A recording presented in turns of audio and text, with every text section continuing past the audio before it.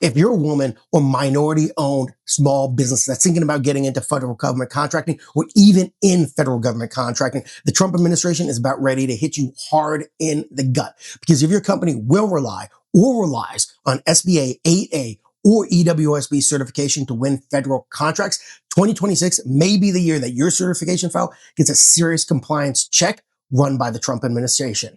And you know this, for years, many small business contractors have treated their certifications like trophies, right? You win it, you frame it, put it on your capability statement, and you move on and only recertify and deal with it when the federal government comes knocking. But the SBA has now just walked in the room and said, nice trophy. I want to see the receipts. And this may be the new compliance reality that's coming quick. In this video, I'm going to break down what's changing, why it matters, and what contractors should do next. And because this is absolutely complex, we've created multiple articles and videos to help you prepare yourself and navigate the details for anything that may happen on the 8A front. But if you're wondering what's going on, here's the headline. SBA is increasing scrutiny around small business eligibility, especially for 8A business development program and economically disadvantaged women-owned small businesses, or EWSBs. On June 11th, 2026, the SBA published a proposed rule that would remove the rebuttal presumption of social disadvantage for individually owned 8A firms. You might be thinking, what the heck does that mean? Well, in plain English, applicants may no longer be able to rely on membership in certain groups alone. Think about women, minorities. They would need verifiable, fact-based evidence showing social disadvantage and material economic harm. Material economic harm. This is a big change, and it means that the application file needs to look a lot less like a personal statement and more like a well-documented evidence package. This matters because you and I know that these small business set-aside certifications, they're not just labels.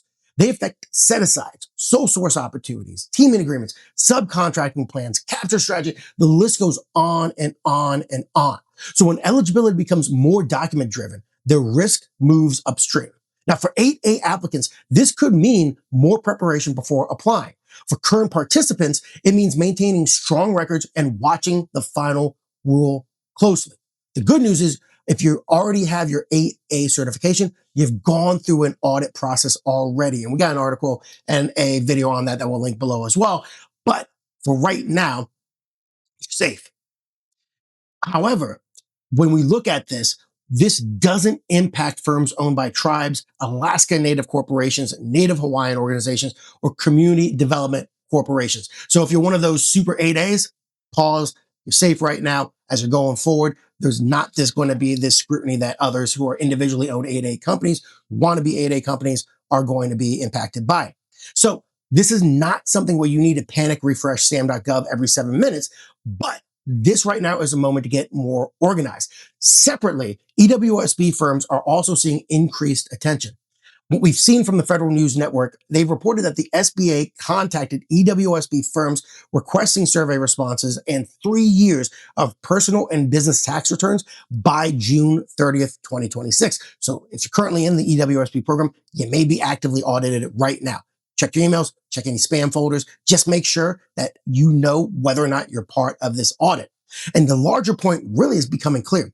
SBA is looking more closely at whether firms still meet economic disadvantage requirements. And if SBA asks for that documentation, the request needs to be responded to. Get it done right now. Because in the EWSB world, decertification can affect pending bids, set aside eligibility, prime contractor confidence, and honestly, future opportunities. This right now is important. So if you're going to act now. First, you got to treat your certification like a living compliance file, not a one-time achievement. Huge change. Second, document everything. Ownership, control, financial status, eligibility evidence, and any facts that support your certification. Third, if you're an 8A applicant, start building that evidence chain right now. Think, who was affected? What happened? How it affected you personally? And what economic harm resulted? Fourth, if you're a prime contractor, verify your teammate's certification status before proposal submission. Honestly, before they become even part of your capture plan, make sure to certify them and make sure they have that certification status in the bag. Remember, not from an old screenshot, not from a networking breakfast in 2022. Verify it now. Because this is the new reality. Certifications still create opportunities, but they also are creating even more compliance obligations. Now, like I said before, we've put together deeper articles and related videos that walk you through the SBA 8A proposed rules, EDWOSB documentation issues, decertification risks, and honestly, the most important thing is a practical checklist for contractors and primes. And oh, by the way, if you're wondering why is the Trump administration doing this, we got videos on that too, so you can get the background. So honestly, before your next bid, teaming agreement, or certification review, check out these full resources linked below in the comments. Because you and I both know that in federal government contracting, paperwork is never glamorous and it's never as straightforward as we wish it would be. But right now, an audit-ready certification file is going to be one of your best business development tools. As always, thanks for watching. Please hit that subscribe button. It really helps this channel. If you got any questions, ask them in the comments below. We try to respond to every single comment as they come in. As always, thanks for watching.